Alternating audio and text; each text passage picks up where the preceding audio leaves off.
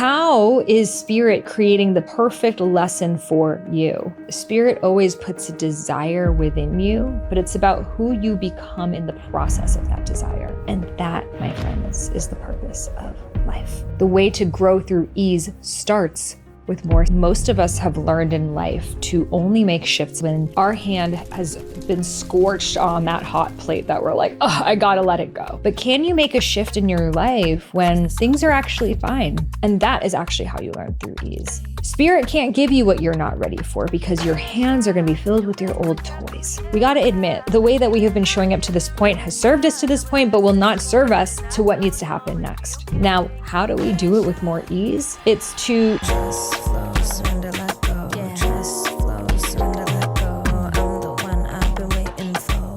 Just flow, surrender, let go. Just flow, surrender, let go. Just flow, surrender, let go. I'm the one I've been waiting for. Yeah. Welcome back to the Highest Self Podcast. My name is Sahara Rose, and on this podcast, I love to talk about spirituality, the sacred feminine, matters of the heart, but make it modern, fun, grounded, and relatable so it can actually serve your needs. So guys, this is the end of an era. This is my last solo cast that I am doing here in my home studio in LA before I take off on a journey into the unknown. So Spirit really led me to close this chapter of living in this town where so many of my friends are. It's definitely my comfort zone here. I lived in LA for 7 years before living in Miami for a little bit and traveling a bit and coming back. And it really came to me through sitting in silence. I did this thing called a rose dieta. So it was really sitting in silence and drinking a lot of rose tea and rose tinctures that it showed me that for me to really embody the next chapter of what I'm here to call in, a chapter of expansion, a chapter of love, a chapter of being more global, being connected to sacred sites and mysteries and opening up to my next level, I needed to let go.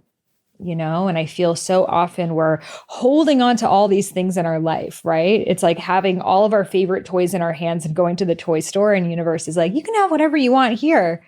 But we're clutching on to all of the old toys and our hands aren't open to receive. And, a big question that I've gotten from people is, how can I grow through ease? And it's letting go before things get painfully uncomfortable.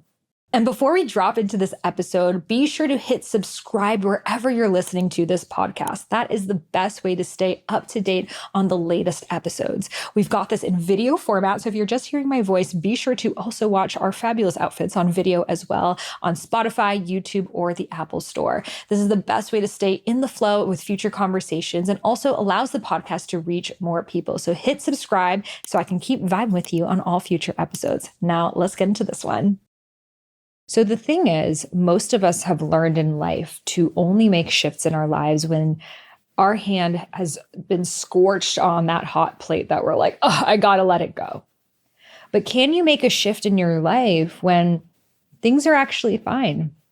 When there's nothing wrong with your life, but you can feel that maybe you need to shift the temperature to have a completely different recipe. And so a lot of us miss out on this opportunity to grow from a place of more ease. Now, that does not mean that moving is ever easy, changing your life is ever easy, making big shifts in your life is ever completely easy, but it's doing so before it becomes a really big problem. So I invite you to look at the different areas of your life, your home, your career, your relationships. And what are the areas of your life that you feel like you're ready for a reset? You're ready to hit that next level. And it doesn't necessarily mean it's broken, but it means something needs to shift, right? Maybe in your career, you just become really stagnant. You're sort of doing the same thing every single day. It's like Groundhog's Day. You need to shake shit up over here. Maybe it's in your relationship. Things are fine, but you've kind of hit a plateau in your depth and your intimacy.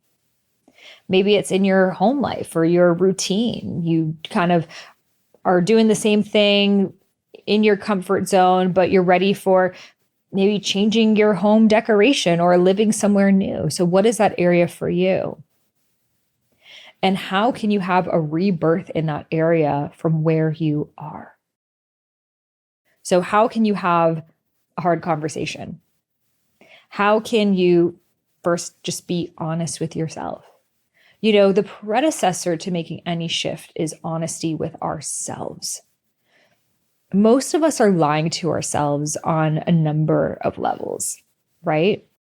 Lying to ourselves around how we feel in relationships, lying to ourselves around fulfillment in our career, lying to ourselves around our potential. And we tell ourselves these lies, and it's not like a big lie, but it's like oh yeah, everything's fine. Oh yeah, that didn't hurt me. That didn't actually bother me. That wasn't really a thing. And it's these little lies that we tell ourselves that we do it because we're not ready to handle that thing right now. And eventually, when we sit with ourselves, this is why spiritual practice is talked about so much. It's not about getting good at meditating or getting amazing lung capacity for your breath work, but it's these moments. And by the way, the moment could be you reorganizing your closet and thinking. It could be you taking a walk and letting your mind wander. It could be you doing your dishes and really thinking through a situation in your life. I find we distract ourselves with social media, with even music and podcasts all the time. When in our lives do we have a chance to just be in silence, be in stillness, and let our thoughts wander? And when we let our thoughts wander, the truth starts to arise. And that truth is the ways that we have been lying to ourselves, the ways we have been minimizing our wants and our desires, the ways that we have not been ready to look at certain things in our lives, and now we are. So I invite you to take more time this week to just have a little bit more stillness with yourself. If every time you take a walk, you're sending voice notes to your friends, can you take a walk and not send voice notes to your friends and just listen to frequency music or nothing at all? Can you, when you're doing your dishes, instead of listening to a YouTube video, just be with yourself and see what arises? Can you be on your yoga mat instead of following a yoga class? Just let your body move and let your mind wander. I have found the reason why we don't want to do this is because we're often afraid of what comes up. We're afraid of, if I'm alone with myself and I'm not telling my mind what to focus on, then I'm going to go somewhere dark, right? I don't like the quality of thoughts in my head, so I would rather watch this TikTok video because at least it's something distracting. But the thing is, if we're always distracting ourselves, and look, I love a TikTok video, a book, and a podcast as well, here on one. But if all we do is crowd our consciousness with other people's thoughts, then we're not able to hear our own. So the way to have these epiphanies, these big life shifts before things get uncomfortable, the way to grow through ease starts with more stillness and silence. I know for the feminists, the last thing we want. We're like, please just fill me up with music and song and dance and art and laughter and creativity. And yes, there is a time and space for that. But how much time do you spend sitting in your consciousness? I noticed for myself, once I gave myself the challenge of I'm just going to eat dinner by myself with like no YouTube video on, no music on, not texting friends, just like eat in complete stillness. At first I would be like, I kind of was like eating faster because I wanted to get it done. I was like, oh God, like this is boring, But then after a while I would be like really on a date with myself. I would be like, what did you think about that thing that happened the other day? Oh, wow. Like that conversation. Yeah, we never got a chance to talk about that conversation. Let's like break that down. Oh, wow. Yeah. This thing that this person said, let's like really discuss this. There was a lot there. I feel so much happens in our lives. And by the way, more happens in our lives, like scientifically, they've found this, or maybe historically, more happens in our lives in 1 year today than what used to happen in an entire lifespan in the 1800s. Like if we were in the 1800s, it's like you saw the parade go by, a highlight of your year, maybe highlight of your life, like you would tell your grandkids, I saw the parade go by, Whereas now we're seeing so much crazy shit every single day, especially with social media, that we're like in the Maldives and then in a war and then like in an elections and then we're into this thing and that thing all the time, that we have just become so immune to subtlety. We are so gross in our experiences. Everything is so loud. And social media is a competition of the loudest, right? The things that do best on social media are the things that are the most controversial. Why? Because people will comment on them the most. People comment on the most, the algorithm pushes them up. So we're actually in this like false reality where we think that this is what the world is like, but we're actually being pushed upon the most divisive topics, political conversations, celebrity gossip. And we think that's what the world is like, but it's this algorithm that is pushing forward. It's not even the algorithm, it's us as humans, because the algorithm is a reflection of human consciousness.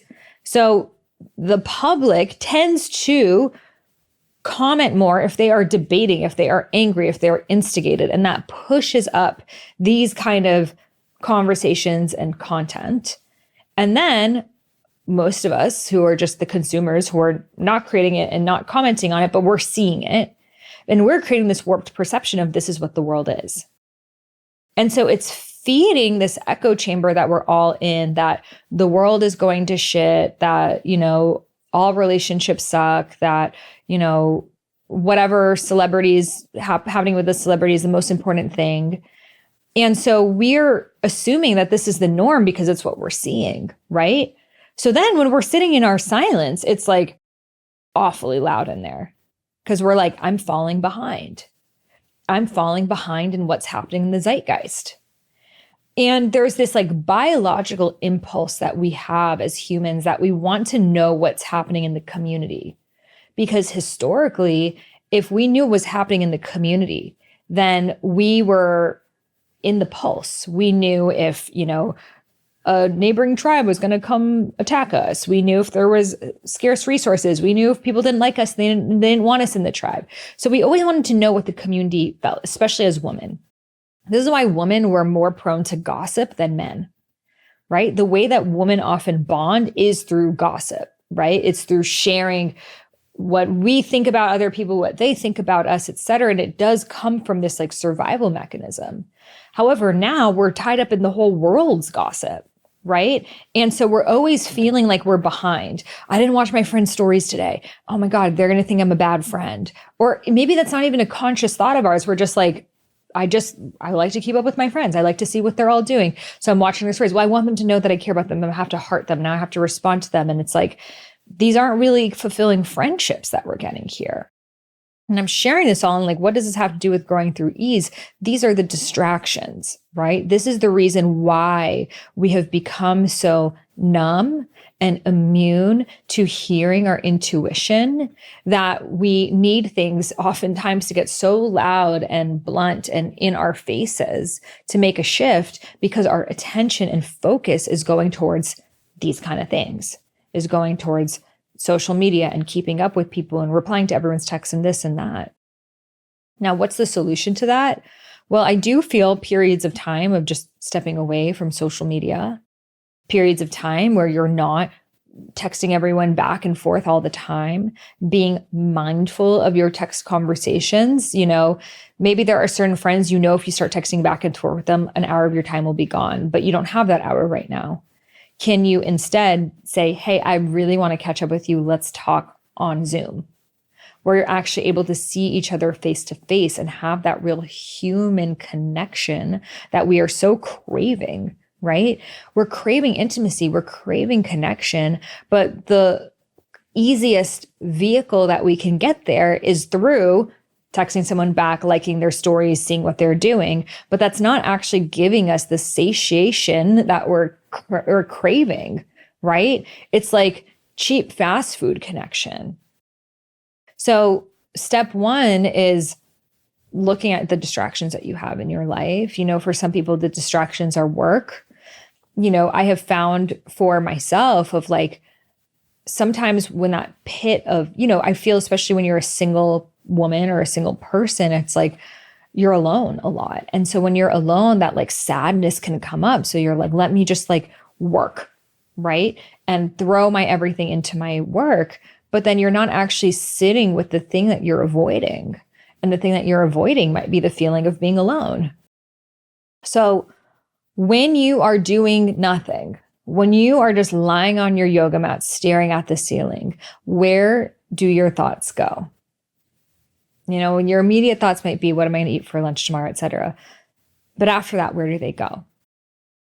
And that right there is your work. That right there is your next thing. So for me, a lot of times I've noticed in myself, it would go around like practicing for a conversation I knew I needed to have, right? Like I know I need to set this boundary with this person or share how I felt about this thing. But because that was so uncomfortable for me, because it was hard for me to have these harder conversations, I would like repeat them in my head again and again and again. Like, do you feel me? Have you ever done that?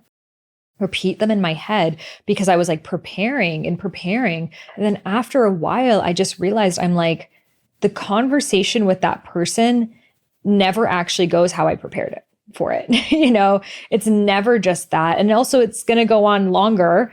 It's not just one time saying thing. And I can't predict the direction it's going to go. So when I catch myself doing this, when I'm like in my alone time and I'm like, I need to tell her how I felt about whatever, I'm like, Sahara, I love that you really are thinking this through, but why don't you just show up in that moment and speak from your heart? You know, because at the end of the day in communication, we just need to speak from our heart. But if we come planned with this, you know, presentation we want to give to someone, it's like, are we actually there? Are we present? And by the way, the conversation will never go as you've planned. So I've noticed for a lot of us women, our work is around having those harder conversations. So do you see the through line here? We're distracting ourselves because we don't want to be alone. Because when we're alone, we have the discomfort of maybe having hard conversations or maybe making big shifts in our lives, maybe things in our lives not serving us. And we don't want to look at that. So it's easier for us to then distract ourselves, right? But it's actually just this coping mechanism that we have to not sit with this uncomfortable thing. So for example, as I'm moving, like I would say like moving is one of the most confronting things you can do because you're going through your storage, you're going through all your old shit, you're going through cards people, exes have written for you, you're going through outfits you wore that made you remember. It's emotional. It is a very emotional thing, you know? And so I was catching myself like wanting to just like distract. And look, I think there is a time and place for that as well. Like, I think sometimes like what I have actually started to do, like I love obviously watching like spiritual YouTube videos, but I'm like, maybe let me just like watch some like female stand-up comedy, right? So like I was doing that, the female stand-up comedy, but then that like unease in my belly was still there. And so I would really ask myself, I would be honest with myself, you know, what am I feeling right now? And I would go into that feeling of the feeling of uncertainty, the feeling of, I don't know where I'm going, what I'm doing, you know, the root chakra kind of feeling destabilized because I'm moving, a feeling of heartbreak, a feeling of, you know, like I'm not in a relationship. I thought I'd be in a relationship and like that. And so by being honest with myself, right? And just like holding my heart and being like, I see you. I see you, Sahara. Like, I hear you. Your feelings are validated.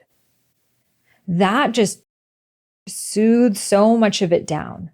Instead of running away from it to be like, what is this thing that when I'm packing, I'm feeling really anxious? Why? What is the underlying thoughts that are happening under the surface? It's these.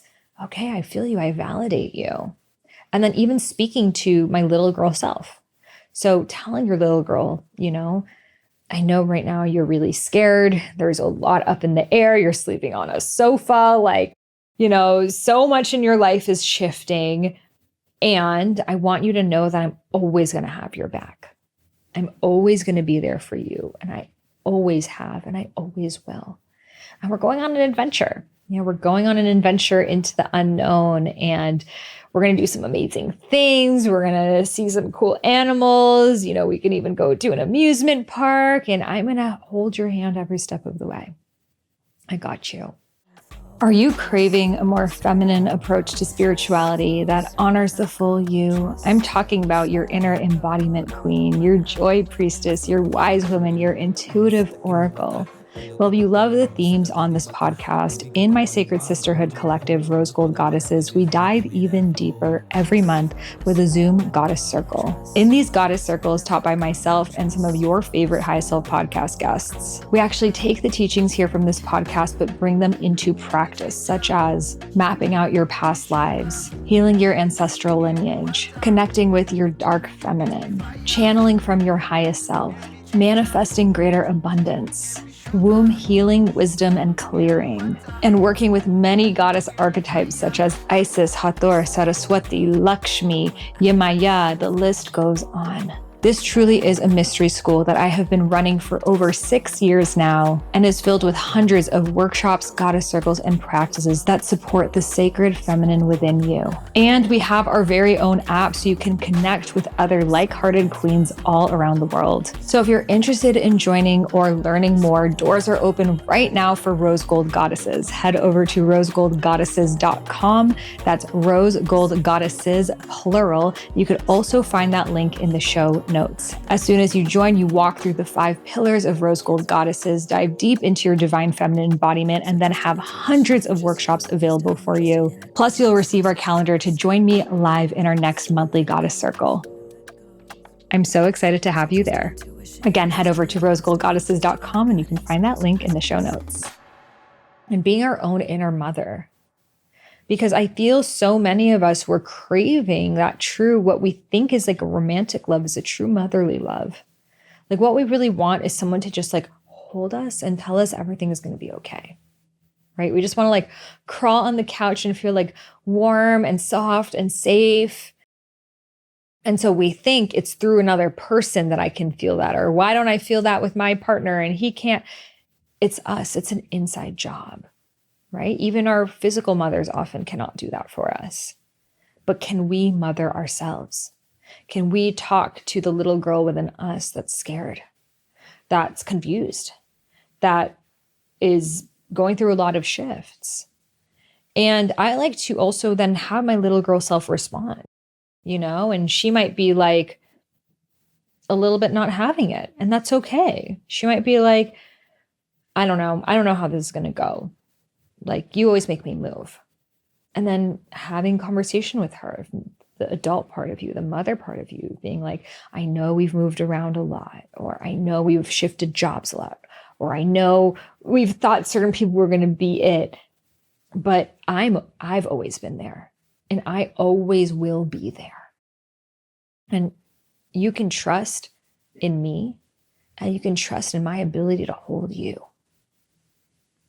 And really speaking to that girl in you that just wants to feel safe.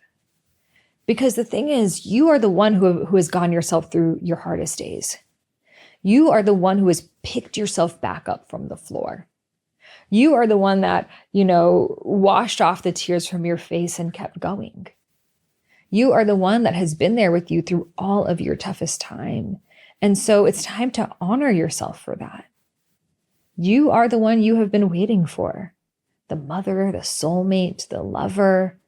It is all within you. These are all archetypes inside of you.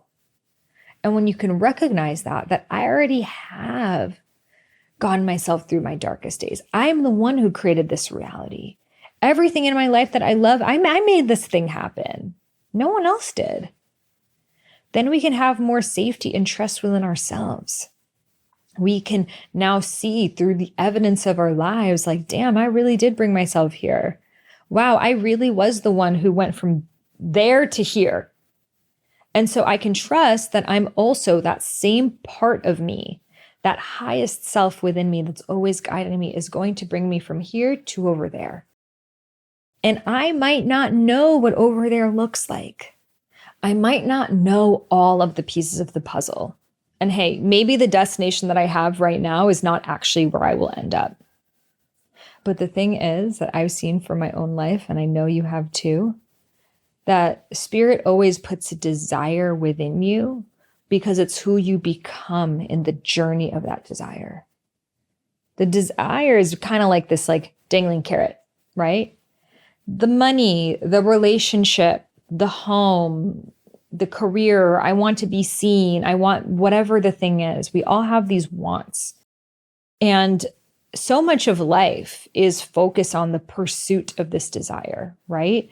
Because when we have a desire, it feels so good to be like striving and striving towards it because it gives us a sense of purpose and meaning and fulfillment. However, what we've noticed, and I'm sure you've noticed in your own life, is once you reach that desire, you start to then wonder, you're like, wait, this is it? I thought it was going to make me feel different. I thought I was going to, finally feel loved or confident or whatever the thing that you thought that this desire would make you feel. And then another desire is placed. Oh, actually, what I really want is this thing. And then you go on that journey of that. Actually, what I really want is that thing. So it's never actually about the desire.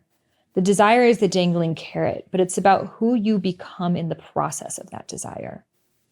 So my desire for healing my health challenges is what brought me on my spiritual journey. I did not have a desire to be spiritual in any way. Didn't even think about it. I wanted to bring my period back, heal my body, reverse the perimenopause I went through when I was 21 years old. I wanted to be able to digest food. That was my focus, right? Get out of pain. And then the journey of needing to heal my digestion and my hormones brought me into the journey of the mind-body connection, which brought me into the spiritual journey. And then I was like, oh, wow, maybe my physical symptoms are a reflection of what's happening deeper within. And who am I as a soul? And, what is my greater purpose? What is my dharma? Brought me on this completely other journey.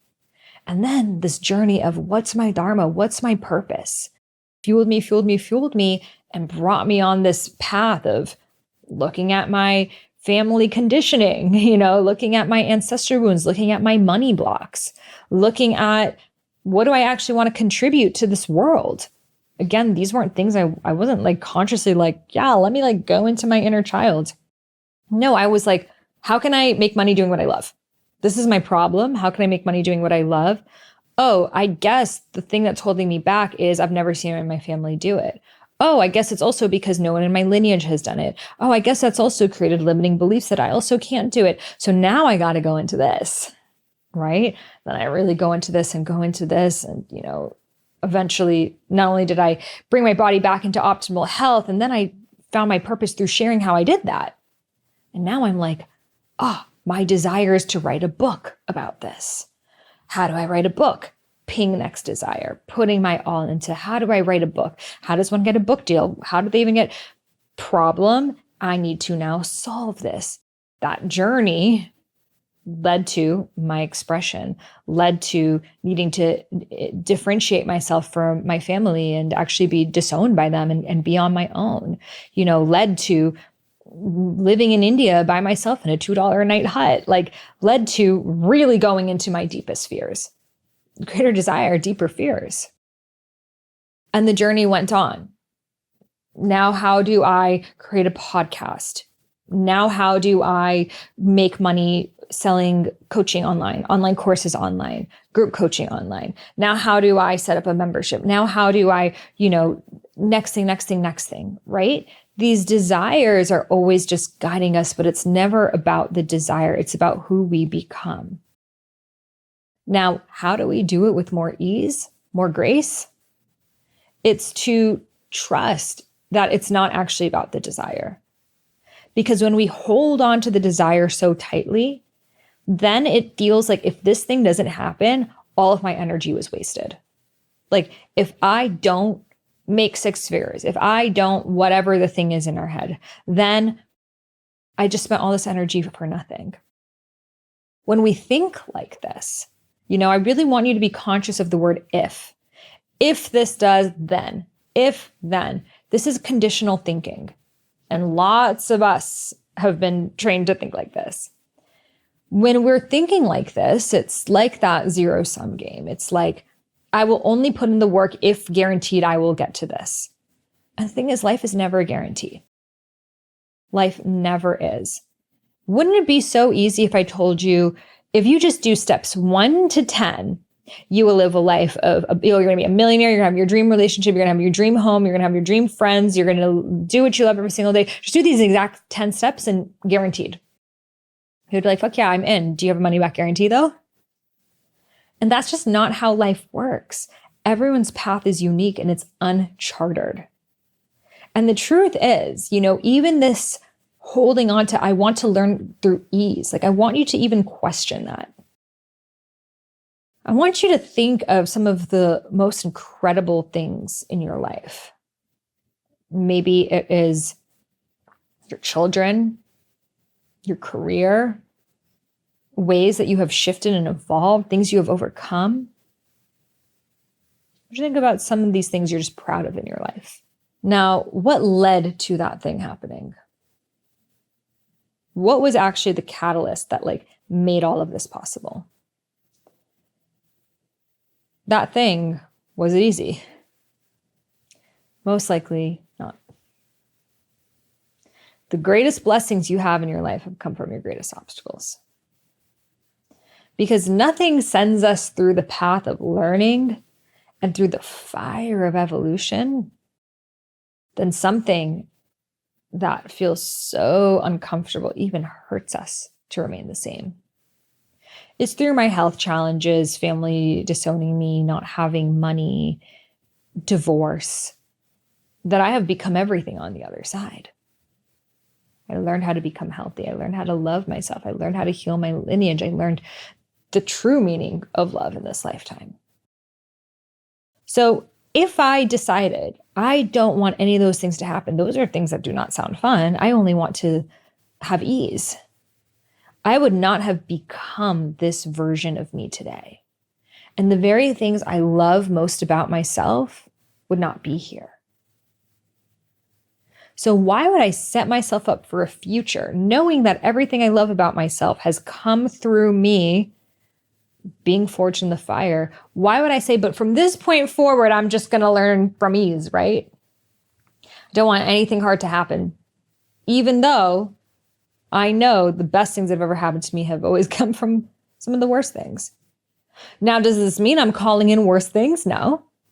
But it means that when they show up, and they will, that I'm no longer in resistance to them. And that is actually how you learn through ease. To not be in resistance to what is. To not say, this shouldn't be happening. I should be past this. This is holding me back from living the life that I want to live. This is interfering on my path, but instead seeing the obstacle as the way. Imagine if Spirit set up this exact obstacle that you are in right now as the perfect lesson on your soul's unique curriculum to help you become who you're meant to become in this lifetime.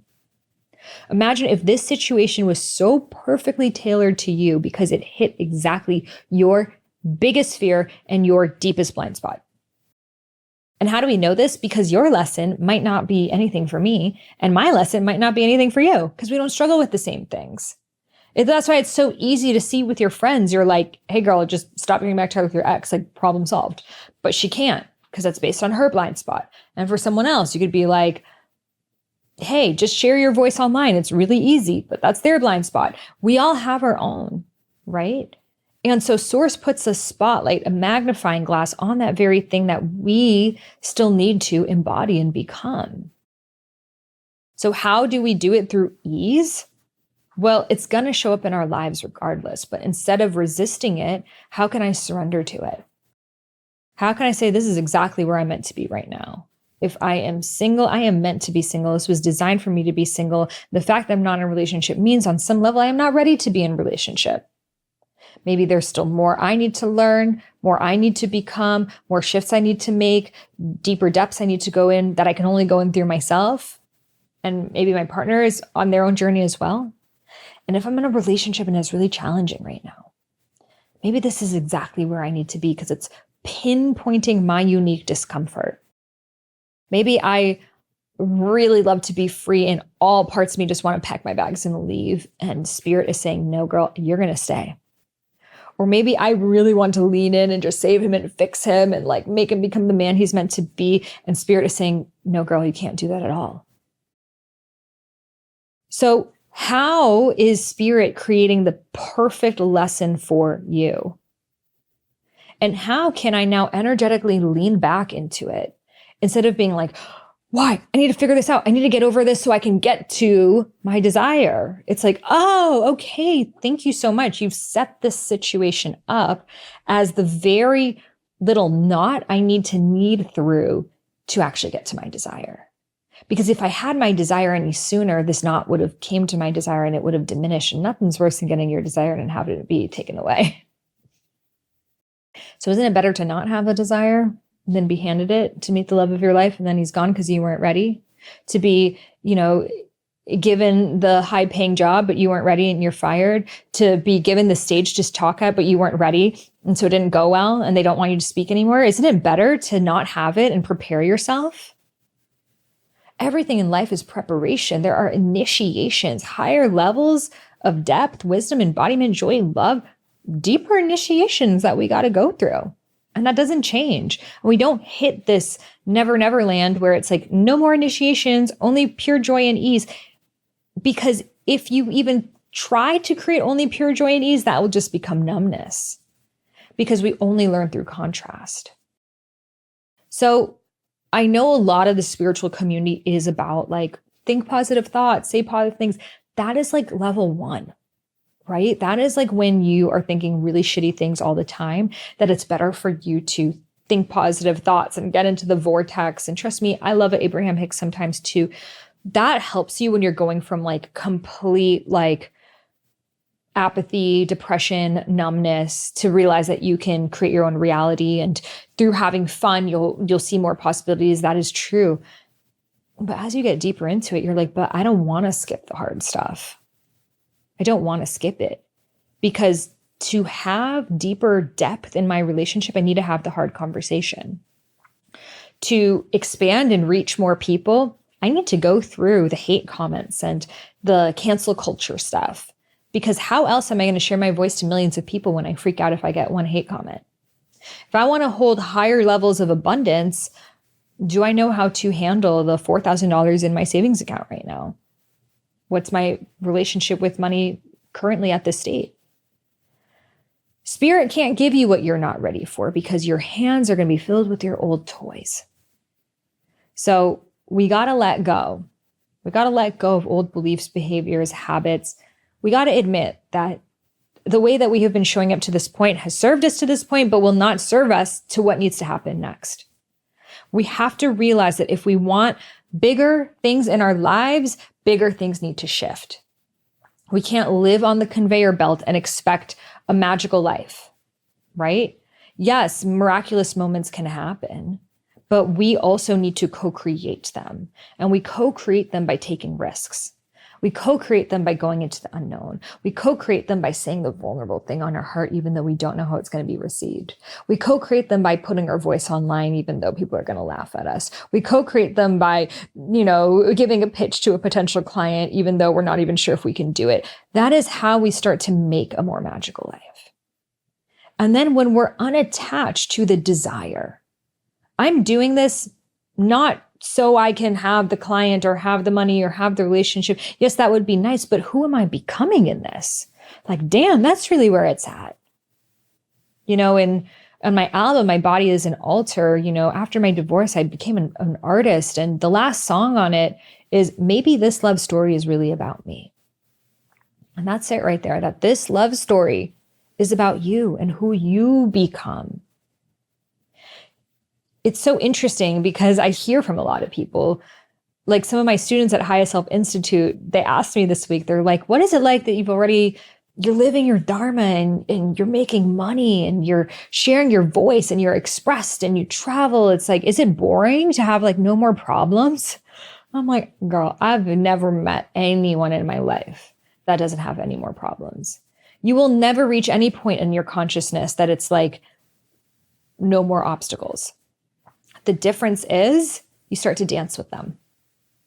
The difference is you realize they're not the thing that's holding you back. You're like, oh, let me lean into this even more. If this is happening for me, it is for me. And that's the thing. This universe is a freaking game. In Sanskrit, they call it Maya, the play. It is a play being acted out because all of our beliefs are going to be reflected out in the play of reality. If I carry this belief of no one wants to hear what I have to say, I'm going to continue to cast characters that don't care about what I have to say. If I'm carrying this belief of there are no spiritual people where I live and I'm going to be all alone, I'm going to find all the people who are going to make that reality real. So this is the trick. It's to believe something before you have any evidence of it. You try to build as much evidence as you can, but ultimately this thing that you want, it's never happened to you before. You haven't had the business yet. You haven't had the relationship. You haven't had that thing, but you can believe that it's possible. And you can believe that if you desire it, it is for you, while also not holding on to that thing so deeply, but knowing that that desire is a quest. It's a journey that your soul is signing up on because of who you're meant to become. So honoring that desire, stepping into the journey of that desire, and also knowing that that desire, it's a light post. It's a North Star. But the North Star, no matter where you go, it's like the North Stars shift and they're always going to be an arm's length distance away. So know that you're never really going to get there of what you think it will be, but you're going to look back and be like, damn, look how far I came. And that's life. That's life right there. We think we're going to get somewhere, that we're going to be at the eternal happiness, endless state of bliss, endless state of love. And these are all really good marketing points on a sales page. But ultimately, that only happens when we accept the all. When we accept the duality, when we accept that every single human being is equal parts humbled, crying on the floor. And that is actually what sets up the foundation for those moments of bliss. You would not be able to feel those moments of bliss without feeling the universal pain of the heartbreak. You wouldn't be able to feel the joy without feeling the universal feeling of pain. You wouldn't be able to feel the love without the universal feeling of grief. So instead of, how is this happening? This isn't the right time. This isn't meant to happen right now. Can I lean into this? Because it is a great equalizer. It humbles us. We're like, damn, every single human has felt this way. And that's what's so freaking crazy. It's like all of us have felt this way at some point in time. That pain, that grief, that anxiety, that longing, that loneliness. I think we've all felt the exact same emotions in the exact same depth, regardless of our unique situations, because that's what humanness is. And sometimes, I catch myself going into these like existential crises of like, I don't get it. What's the point of it all, God? So like, we just need to go through deeper pain. Each time we got to go through deeper joy. And it's not that, but it's only pain when you're resistant to it, right? But when you romanticize it, when you see the art and the beauty in it all, it becomes a poem. It becomes that very thing that becomes the love song. It becomes that divine feminine yearning that you will one day miss. So whatever season and chapter you're in, can you find the beauty in that? Can you find the beauty in the longing for someone that no longer is? Can you find the beauty in the desiring something so deeply that you do not have? Because that is your fuel. That is the juice. That is the very fertile soil that tends to the seeds of your desire. And that your desire becomes the North Star that guides you on the pathway of the journey of becoming. And that, my friends, is the purpose of life. So I wanted to share with you some contemplations I have been having right now. I feel as consciousness is increasing, we are reaching these deeper depths of what it means to be a human and alive, and what are we doing this all for? And instead of distracting ourselves from it, I really love, like, let's dive in and be modern day philosophers and explore. So this is my last solo cast here. I'm on a journey into the unknown, to India, to the Middle East, and we'll see where I end up after that. If you follow me on Instagram, I'll be sharing the journey in my stories. Follow me at I am Sahara Rose. I am so deeply honored to have you here on this path. Please be sure to leave a review for this on YouTube, on the Apple Store. And as a free gift, I will send you my womb meditation, which is a meditation that you can do to connect you to your sacred womb space and receive her answers. So all you got to do is leave a review or a YouTube comment, take a screenshot and email it over to me at sahara@iamsahararose.com. You can find that email and all the links mentioned today in the show notes. Thank you so much for tuning in, and I'll see you in the next one. Trust your intuition, trust your inner wisdom, trust your inner guidance. Close your eyes and listen. Surrender, let go. So trust your intuition, trust your inner wisdom, trust your inner guidance. Close your eyes and listen.